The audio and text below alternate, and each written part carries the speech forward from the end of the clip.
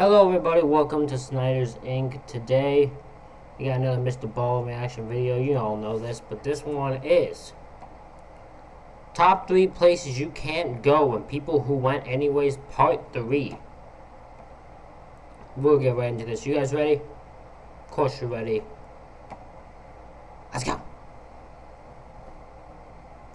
Today I'm going to share with you 3 progressively more insane stories about people who went to forbidden locations around the world and what happened to them. Spoiler alert, it didn't end well. But before I get That's what I would guess. If they're in this thing, don't end well if you're attached to this. into today's stories, if you're a fan of the strange, dark, and mysterious delivered in story format, then you've come to the right channel because that's all I do, and I upload 3, 4, even 5 times every week. So if that's of interest to you, please invite the like button to go roller skating with you, but before you get to the rink, loosen all of their wheels. Also, please subscribe to this channel and turn on all notifications so you don't miss any of my weekly uploads. All right, let's get into today's stories.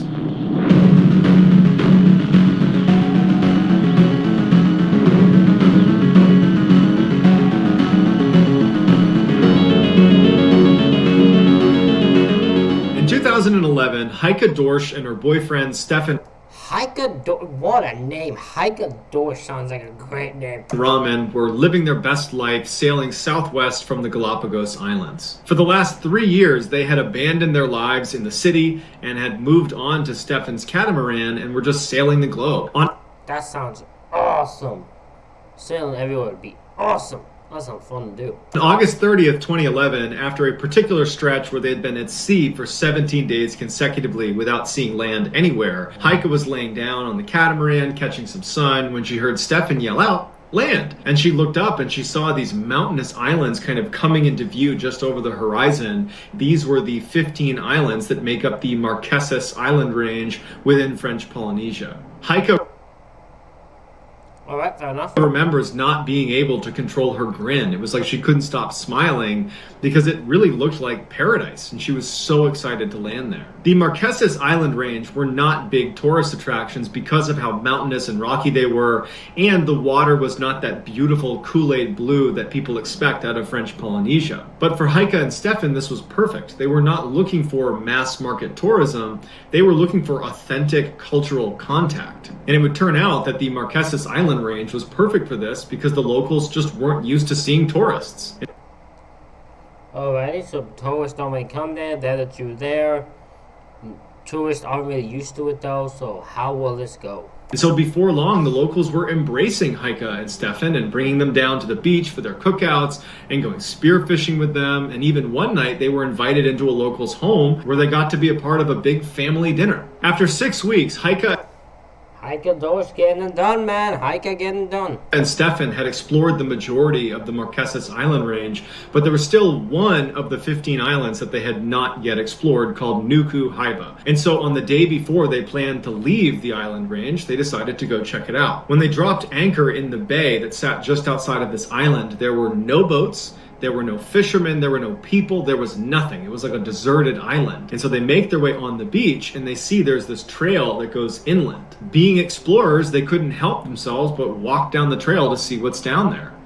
Oh, that sounds bad. Don't just go to random ass trails because you want to see what's down it. If you don't do that. Don't do that. After 15 minutes of walking down this jungle path, they come to a clearing, and in this clearing is this very strange looking village that's made up of all these shacks. They can't tell if people live there or have lived there recently because to them it just looks totally abandoned. And as they're kind of looking around, they notice way down the path beyond these shacks is one man standing in the middle of the road. He's this really big guy with his shirt off, standing next to a horse, and he's just looking directly at them. He's not waving to them, he's not signaling to them, he's just watching them. And it kind of That's creepy. That's really fucking creepy. creeped them out at first, but they decided that the polite thing to do would be to go over and talk to him because this is probably his village and they were the trespassers.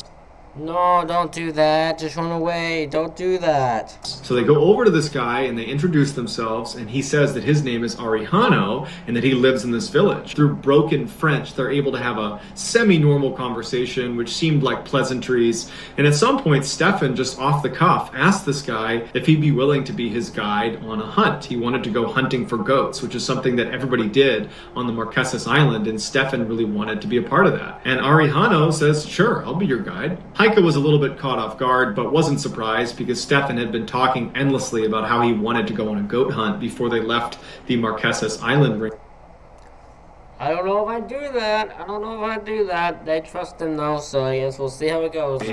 But she didn't feel like doing this, so she said, you two go, I'll meet you over at the boat. So Heike turns around and starts walking down the jungle path back towards their boat, and she turns around one more time and she sees Stefan and Arihano walking into the jungle down another path, and they disappear. Heike spent the next several hours just laying out on the beach, waiting for Stefan to return, but after quite a while, and she hadn't heard anything, she started to get a little bit worried. And as she's starting to get worried, she hears someone yelling out on the water, and from around the corner, Arihano comes around on his boat, and he's waving to her.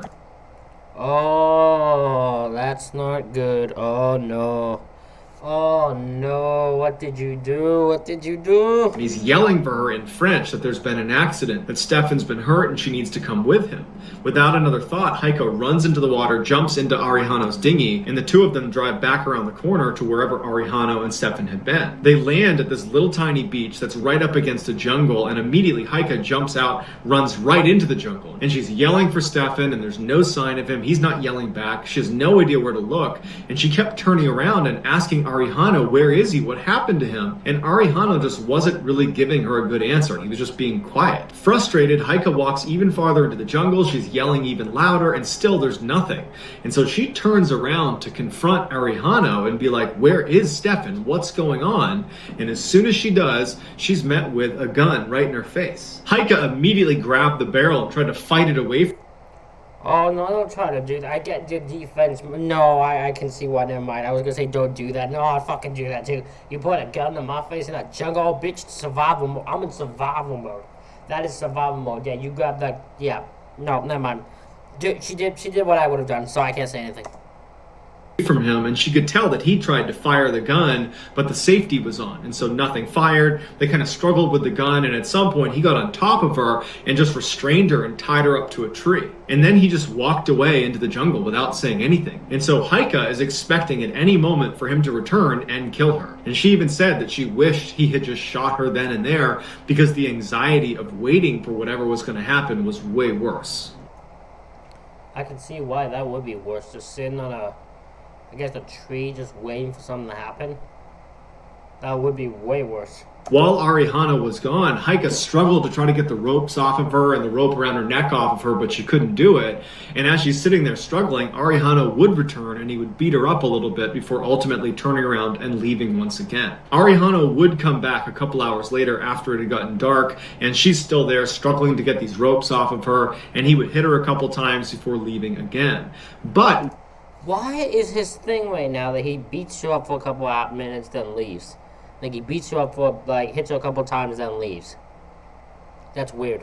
when he hit her, he actually managed to loosen some of her restraints. And as soon as he did walk off into the jungle that second time, she was able to get the restraints off of her wrist and her neck. Now, she had no idea where Arihano was, but as soon as she took one step, she saw a flashlight maybe a couple hundred meters away flip towards her, and she knew it was Arihano. He had heard her move. And so Heike just starts running full speed. She's stepping on thorns. She's getting slashed by all the undergrowth. She doesn't care. She is running for her life. And because it was a full moon, she could actually see the water because the beach was right next to where she was being held. And so she just ran for the water. And when she got onto the beach, she could see there was another boat out in the water near where theirs had been anchored. And when she looks at the beach, she can see that Arihano must have turned around because she can see a flashlight kind of bobbing its way farther and farther deeper into the jungle. Oh, she was lucky there. She got so lucky, man. Using the couple's satellite phone, Heike was able to alert authorities, who launched a search for Stefan, and initially they couldn't find him and they couldn't find Ari Hano. But 3 days into the search, they made a grisly discovery. The Marquesan Islands are actually known for the Marquesan warriors that used to inhabit these islands up until the 12th century, and they were known for being the most aggressive cannibals in the South Pacific. In particular, the island of Nuku Hiva. Oh no. He met a warrior, didn't he? And he ended up going with a warrior who's an aggressive cannibal. Oh no, why can I not get away from these people? Everyone's eating everyone. What the fuck? Which is where Stefan had just gone missing, and where Heike had just been attacked by Ari Hano. But historians believe nobody on Marquesas has practiced cannibalism since the 12th century. That practice has gone away. Well, until 2011, when Ari Hano, who was in fact a Marquesas warrior, met Stefan and decided that now is a good time to bring that practice back. Right after Heike had turned around and walked back to the beach and Stefan and Ari Hano had gone on their hunt, Ari Hano had attacked Stefan, tied him up, and described seeing his neck pulsing with fear as Ari Hano built this massive campfire that authorities said was 3 times bigger than any campfire they'd ever come across. God damn, it's a big ass campfire. Why you name 3 times the size of a campfire? Why make a campfire so big, boy? And then that monster put a person in. What am I talking about? Ari Hano shot him and put him in the fire. Although Ari Hano would be captured and convicted of killing Stefan, Ari Hano would never actually come out and say that he had in fact eaten portions of Stefan, and it was impossible to tell from his remains how much had been consumed versus burned off in the fire. But virtually anybody who was involved in this case has their suspicions that Ari Hano had ritualistically cannibalized Stefan. Your work-life balance? It's non-existent. You're never not working. You need to hire. It's just wrong. It's just wrong. You can't just don't stop. Everybody needs to stop eating people. That is my new goal. Stop eating people. In the early morning hours of February 6th, 2014, a van carrying 5 men finally came to a stop outside of a farm in Norway. After a miserable, nearly 15-hour drive, these 5 men who were from Finland were finally ready to begin their real adventure. They were going to be attempting one of the most dangerous underwater dives in the world. It is called the Traverse, and it is a 2-kilometer subsurface dive from one entrance of the Plura Cave to the other. The entrance they were going to start in was inside of the frozen pond next to this farm. 2 of the 5 men had actually done this so-called Traverse before because they were the ones that discovered these 2 entrances were actually connected. But no amount of experience was going to limit the amount of physical risk they would have to take in order to complete this dive. The dive was so long, over 2 kilometers, that you actually needed a over 2 kilometers for a dive? Oh, hell no. Specialized underwater scooter that could propel you through the tunnel because you wouldn't be able to swim fast enough before you ran out of air. Which also meant if your scooter broke down in the middle of this pitch black underwater cave, you were screwed. The majority of the dive was going to be through this really tight tunnel where all along the ground were these limestone rocks that kind of poked up, where if you weren't careful, if you dragged your dry suit along them, you could tear it open. And then freezing water would go into your dry suit and you would die. Also, they were going to be using a diving rig known as a rebreather. So as a Navy... I'm glad I do not dive. I'm glad I do not dive in any sort of way, man. Too many risks for this. Too many risks. SEAL, we used rebreathers. Basically, it takes your air and rebreathes it. So you're not breathing air into the water, you're breathing out into the system that scrubs your CO2 and then pumps it back into you. And you also combine that rebreathed air with pure oxygen, so you have a continuous cycle where you're just breathing pure oxygen. It makes for a really cool dive because you're looking around and there's no bubbles, but it's also very dangerous, and your body doesn't really adjust well to having pure oxygen pumped into it. In fact, you can be poisoned from pure oxygen, and when you're diving at depth with a rebreather, on the way up, you can't just rocket to the surface. There are these things called decompression stops along the way up, where depending on how long you were at a certain depth, you need to wait at certain stops along the way back up to the surface and let your body decompress. If you don't do that and you just rush to the surface, you can get something called the bends, which is decompression sickness, and it can be fatal. Not to mention... Damn, that sounds brutal. Imagine rushing back up, all the air's not, oxygen's not out of you, That kind of just all comes out. Man, that would suck. And there's a couple other nasty side effects of using a rebreather, like if you get water inside of your breathing loop, it can actually get into the CO2 absorbent that sits inside of your rig, and that can cause this acidic mixture to go back into your mouth. But you can't take the mouthpiece out because more water will get into it and it'll flood your rig and then you'll just drown. So you need to just accept that there could be acid in your mouth, and you need to either get somebody else to give you their mouthpiece or get a standby rig and breathe off of that, because there's no solution to this. You just got to have acid in your mouth. Also, if you panic for any reason on a rebreather, you'll be breathing really heavy and your system will not be able to scrub the CO2 fast enough, and you'll have a buildup of CO2 in your body and you'll get hypercapnia, which can lead to disorientation and even passing out, which can be lethal underwater. My guess, by the fact that this one's called Panic, my guess is someone does that. This dive was famously dangerous, to the point where the best divers in the world wouldn't attempt it. They called it a death wish. But these 5 divers from Finland were determined, and they were eager to make the traverse. So shortly after they arrived, they take a quick nap, and then they get up and they're ready to start the dive. They decided to break up into 2 groups. They had a pair that was going to go down first, and then 2 hours later, the other 3 would follow. Once the first pair was in the water, there would be no way to communicate between the 2 groups. So the pair cuts a triangle into the ice with a chainsaw. That's also not good. I know there's no way for them to make it so they can communicate, but that's not good in case something happens. The other group should know about it. They hop into the beautifully clear water, and very quickly they start descending down into this tunnel. Once they got down to the tunnel, they turned on their scooters and started heading out. After a couple of hours, the pair reached the most dangerous part of the dive, where the tunnel basically nosedives and goes straight down to about 130 meters. And as you're going down, you have to be very cautious that you're That's a cool shot. I'm just saying, that's a cool shot. Going the right way, because there's all these dead end tunnels that look exactly like the way you're supposed to go, and they go pretty far out. But if you were to accidentally take a wrong turn and go down one of these dead man turns, you wouldn't have enough oxygen to complete the dive. Oh man, so you have to know where you are going. So it's a slow process of making sure you go down the exact right path. And then when you get to the bottom at 130 meters, there was this plate that had been left there to signify you've gone the right way. And then you turn and go right back up again, and you're pretty much at the exit at that point. But it takes quite a while to cover that last little bit, because there are necessary decompression stops along the way. The first group descended with no issues and didn't get sidetracked. They got to the bottom where that plate was. They turned and began going back up the ascent to their first decompression stop. The lead diver got through a particularly tight spot and then noticed that his partner behind him, his flashlight, which was normally right up against him, he couldn't see it anymore. And he turned and he saw that his partner had gotten wedged in this one section of the ascent. So the lead diver turns around and swims down to the trapped diver, who he can tell is panicking a little bit because he's trying to get himself free and he can't move. And the lead diver looks, and he can tell that he is thoroughly wedged into this one little section. And the lead diver would say that what he thought happened is the trap diver must have been going too quickly with his scooter and basically motorized himself into this wedge. Like, it wouldn't have been humanly possible to swim fast or hard enough to get stuck as badly as he did. The lead diver could tell that he was totally stuck. There was probably no way he was going to get out of this.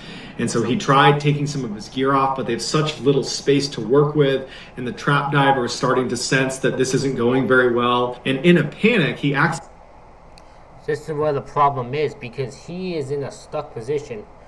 He might be in a position that they need to get through, which means the other group, who does not know something's going on, cannot get out of it. Which leads to another major problem. Accidentally knocks his mouthpiece out of his mouth and can't find it again, and ends up inhaling a bunch of water, and he dies. The lead diver knows that he can't panic because he will end up burning through his oxygen. He'll probably get hypercapnia. He won't be able to get to the surface, and he'll die too. So he tries to free his friend's body, and he can't. And he's now realizing that the second set of divers that are coming in the tunnel, they're going to get to this point in the dive, which is very far into the dive, and they won't be able to get past his dead body.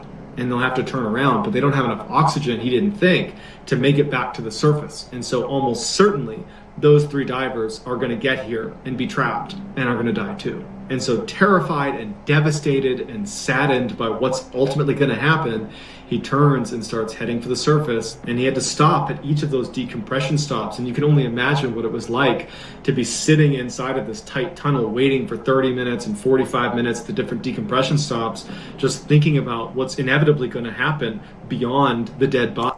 Yeah, because he knows they're gonna not be able to get past that dead body. They're all gonna die. 4 men that he knew and are probably friends with are gonna die, all because of a person getting stuck. That's not good. Man, that would mess my brain up. They're going to get trapped. They're going to die. He's going to be the only one that gets out of here alive. And at some point, he makes it up to the surface, and he just sits there and waits. Meanwhile, the second set of divers did enter the water 2 hours later. They go down to the tunnel. They're making their way out, and they were farther spread out than the pair was. And so the first diver, the lead diver of the second group, he reached the dead body first before the other 2 had even seen it or knew about it, and he began to panic. And as the second and third diver come up and realize what's happening, they see the lead diver lose his mouthpiece, and in a panic, he's moving around like this, and he inhales water and also drowns. And so now the second and third diver are dealing with the fact that they just watched their friend die right in front of them. Their other friend from the first group is dead and blocking their way. And the second and third diver, they also begin to panic. They don't communicate. And see, if you don't communicate, you don't panic. If you panic and then you don't communicate, this is what happens. This will cause what happens. You need to never, even at the lowest chance scenario, you cannot panic. You have to always kind of put yourself in a calm position. Yeah, keep your mind calm. And one of them just immediately turns and starts kicking it out back towards the entrance, knowing full well they probably don't have enough oxygen to get there. The other diver decided they were going to find a way to get past the dead body that was wedged in the only way up to the surface. And so on their own, over a kilometer underwater in this tight little tunnel where they're totally trapped, they're relying on a flashlight for light. There's 2 dead bodies. This second diver begins removing pieces of their gear and pushing it through the little space between the dead body and the clearing that he wanted to get to make his way up to the surface. And after pushing through all of his gear, including his tank, which is a big commitment, because once it was through, he would have to go to the other side. He couldn't get it back through, and push himself through painstakingly with his hands all the way through this tiny little space that he could just barely get through. And then he puts his gear back on, and then knowing he had almost no oxygen left, he had to basically rocket to the surface and just hope decompression sickness didn't kill him. The other diver who had turned... Damn. This guy on his last chance to get alive, he must have said, okay. He got through that. He got through a little area by taking all of his gear off and pushing it through, and putting his gear back on after he just got through it.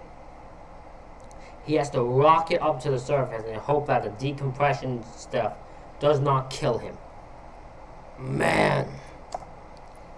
Turned around and gone all the way back to the entrance. They skipped all of their decompression stops as well. They got to the entrance just barely, but when they got there, the entrance was frozen over, and they had to punch their way through the ice, which they were able to do, and they too got on surface once again. The 3 survivors linked up. They called authorities. They went to the hospital.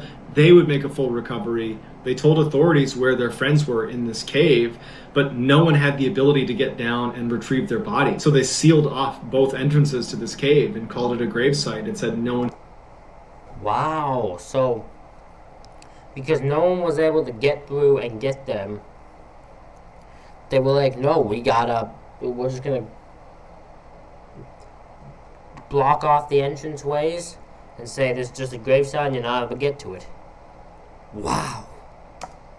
Can go down there. But months later, the 3 survivors had such intense survivor's guilt that they would actually illegally go back to Plura Cave and retrieve their bodies. Meet our bombastic rhino, Bommel the Dreadhorn. This Doom Tower boss is literally a ticking bomb. Damn, that's a weird thing. Would they have gone arrested for going to get the body? Did they get arrested for that? I'm kind of curious.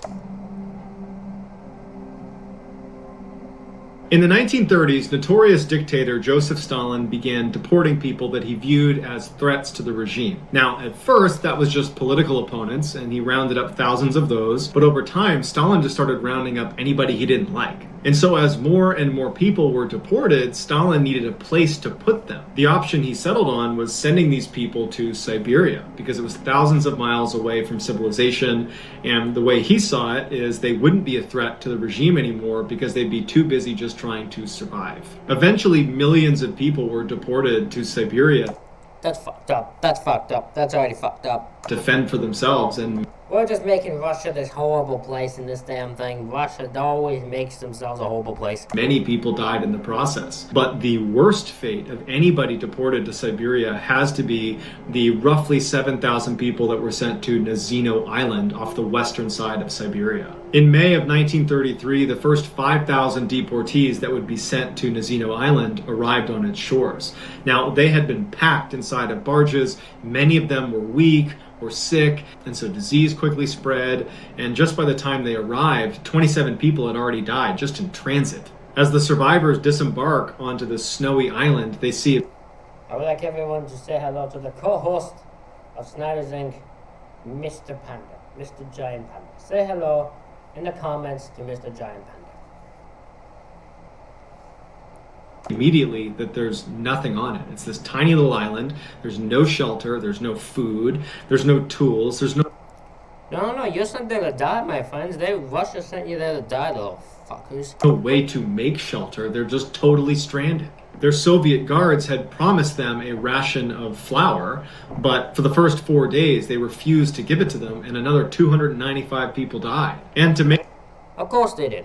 matters worse, after a couple of days, another almost 2,000 people were shipped out to this island. And so by the time the guards actually took their boats into shore to give the flour to these people, they were starving to death, and they rushed the boats to try to steal the flour, and the guards began shooting at them, took the flour, and went back out to the water. The next day, they came back in to try to give them the flour, and the same thing happened. And so they went back out to the water, and they orchestrated this plan where for every 150 prisoners, there would be a brigadier. And that brigadier would be in charge of coming out and getting the flour and then bringing it back to those 150.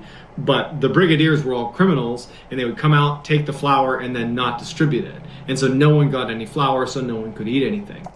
This is just a whole... No, there's no good plan in here. Stupid thing. All this entire thing's fucking stupid. And the people who did get flour rations mixed it with water, and then they would eat that raw, and it gave them dysentery, and then they died. Totally desperate, these deportees began constructing these crude rafts and began trying to cross the river to the other side, but many of them broke apart and they would drown in the freezing waters. And if they didn't drown, the guards would see them crossing and would take shots at them. And so if they didn't drown or get shot and they did make it to the other side, they'd be in the Siberian wasteland with no supplies, and they would die there too. And It's just all death because they just want everyone to die. so Nazino Island completely devolved into chaos. Almost immediately, cannibalism became a thing, and there were these roving gangs of people that were the strongest and fittest of the island who would just go around and murder the weak and eat them. And the guards that were watching this did nothing to stop it, and frankly couldn't if they wanted to, because you've now reached the absolute extremes of human survival. One Oh yeah, because if you go there and try to stop that, they're gonna kill you and eat you. local woman who I kind of wish they did. would make an annual trip to Nazino Island I don't condone people eating people because we've seen it enough. I don't want anyone to eat anyone. But these people these guards and soldiers and refugees, whoever the hell these freaking people on this boat that are refusing to give everyone, refusing to help these three, they deserve to be eaten if you're gonna eat anybody. before there were people being deported there, made her annual trip and was shocked to see all these people on this island that normally had no one there. And she said from her boat, she watched this group of people run up on this woman, drag her to a tree, they tied her to the tree, and then began cutting off pieces of her while she was alive and eating it right in front of her. And then after the group had left, That's fucked. fucked up. The woman who was tied to the tree was still alive, and what looked like her partner, her boyfriend, her husband comes over, tries to untie her, he tries to save her, but there's nothing he can do, and she dies in his arms. Another local who managed to save a woman from Nazino Island, she got her into her house, and she sat her down, and she noticed that the backs of her legs were all bandaged up, and she asked her what was going on with the backs of her legs, and she undid her dressing, and her calf muscles on her legs were gone. Someone had cut them off and eaten them. Of the nearly That's fucked up. 7,000 people that were sent to Nazino Island, only 2,000 remained at the end of the first month they were there. And in fact, when word got out to Stalin that this island had become Cannibal Island, he actually shut it down and moved the remaining 2,000 deportees to another labor camp where unfortunately many of them died as well. And sadly, those few thousand people only represent a fraction of the massive number of people that died during Stalin's many purges. So that's going to do it, guys. I hope. Well, this Stalin dude can go fuck himself, is all I say to that. But ladies and gentlemen, hope you enjoyed this reaction video. Hit the like button, hit the subscribe button, comment what you think down below. On behalf of me and my new co-host, Giant Panda, we thank you all for watching. And we will see you on the next one.